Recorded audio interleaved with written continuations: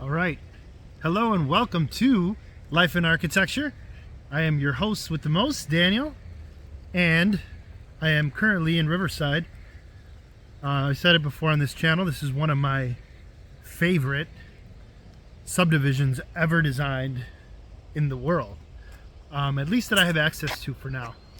I've traveled to quite a few places, but this is essentially a subdivision that was designed to look like a forest. Again, the key word there is designed.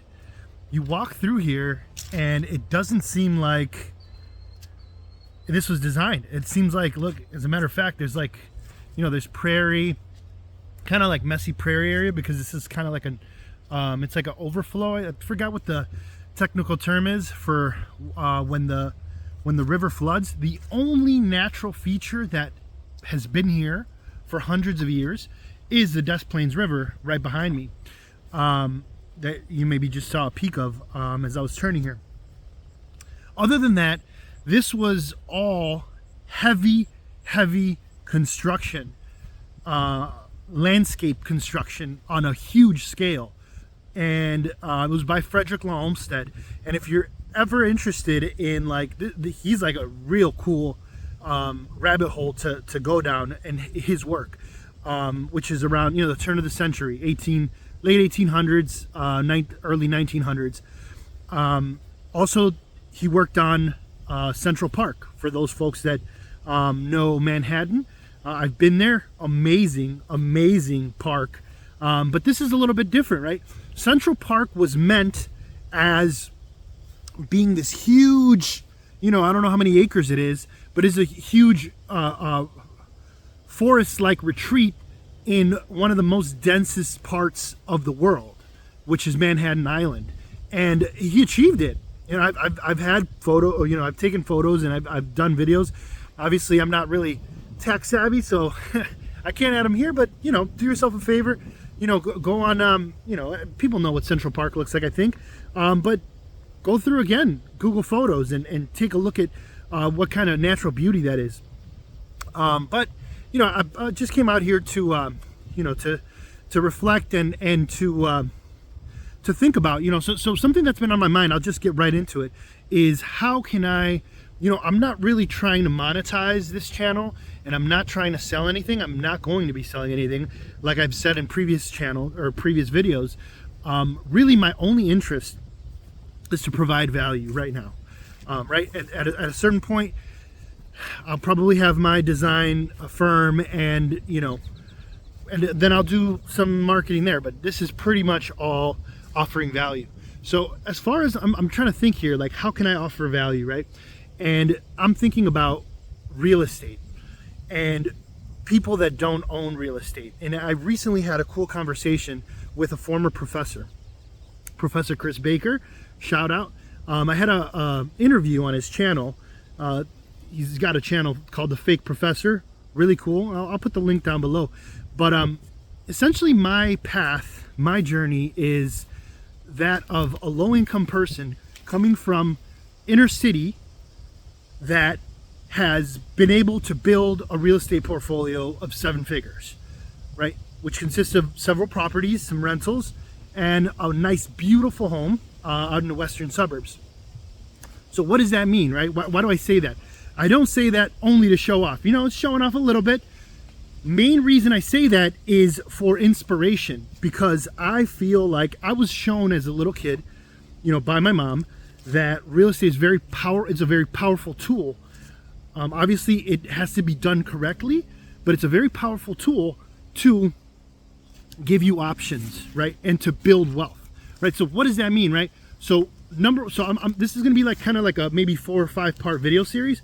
But number one, step one, if you don't own real estate right now and you have a job and you've been at that job for 2 years or more, or you're just graduating college and you're starting your professional job, making 50, 60K, a little bit over that, you, my friend, if you're in a big city, most likely you can purchase real estate and you can begin the wealth building stage in real estate and the powerful things that you see with that, because they're real.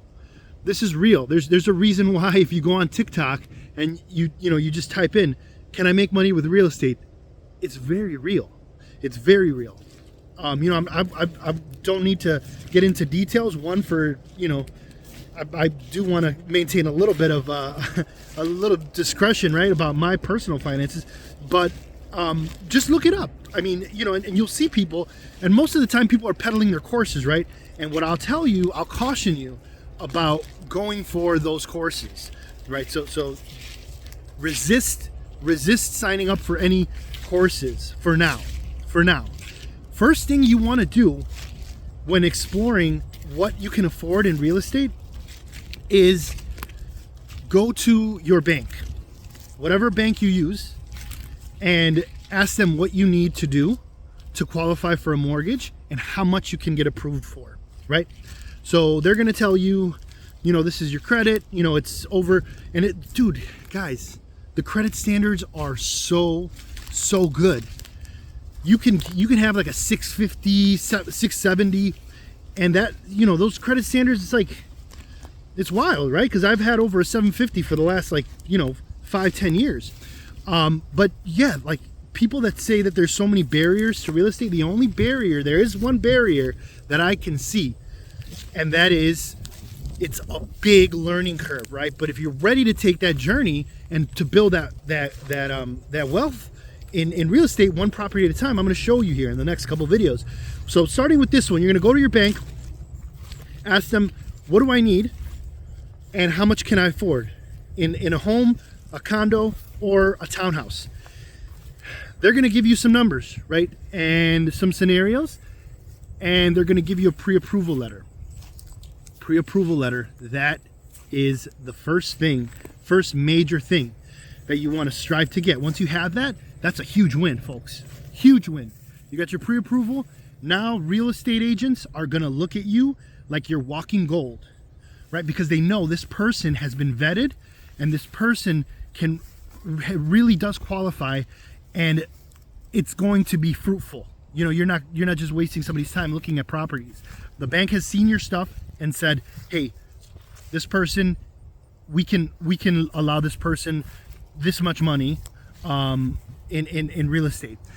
So a couple more steps that I'll go through. A little preview about the next step that I will say is, you want to, you know, the next big step is choosing who to go for a realtor, right? Huge step. There's a lot of people that are realtors, a lot of people that diminish realtors, which I don't know if that's fair, because it's a very difficult profession and most realtors are part-time. So you got to be really careful, right? So how do you look for realtors?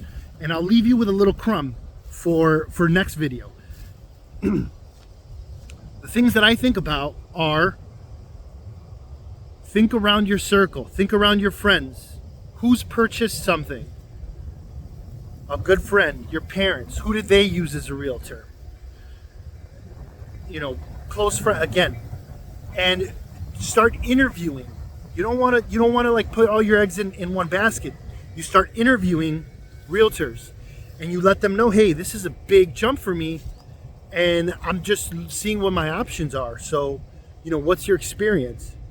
And you want a certain amount of experience. You want somebody that's been doing it probably more than 5 years and has experience with first-time home buyer credits, which is a little bit more related to the lender, which is another step we'll go into. But for now, you know, go on Zillow, go on Redfin. You know, for the most part, I don't know. I've never used Google, but Zillow, Redfin are your friend. At the end of the day, if you don't have anybody, which is fine, because some of us are in that position. You know, we don't have that capital. We don't have that relationship capital. That's okay, folks. You don't need it. If you don't have any of that and you're not sure who to trust, go to Redfin. I've used Redfin and they're pretty phenomenal. But there are some things that you need to look for, which are going to come in more videos. So that was it for now. I hope you guys liked it. Let me know. Just wanted to offer you guys value here on a nice fall day. It's pretty chilly out in a Riverside subdivision designed by Frederick Law Olmsted. There's literally homes like right here. Like right behind these trees, all these trees, there's homes. You know, you can't see them. This is like an open prairie, right? Messy prairie, but it is what it is. Hope you guys liked it.